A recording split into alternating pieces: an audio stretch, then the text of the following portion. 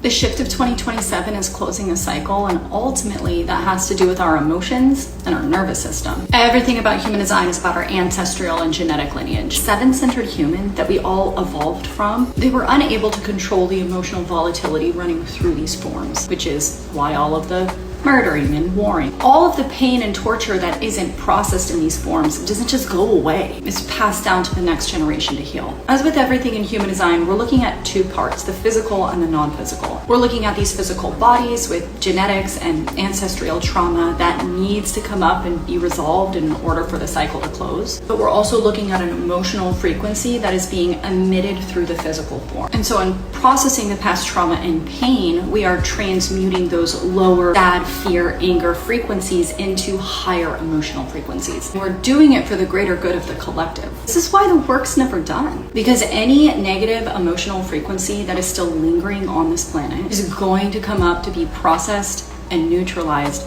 as the rave children are ushered in. I mentioned on one of my previous videos that the rave children are going to be profoundly non-speaking autistic with unworldly energetic gifts. They will not be human in the way that you and I are human. What makes us human is the emotional system, the capacity to feel intense highs and lows, pain and pleasure. The emotional system is being severed in the closing of the cycle, which means that rave children will not feel emotions the way that we do. They will be flat. In 2027, the channel of synthesis will begin to break.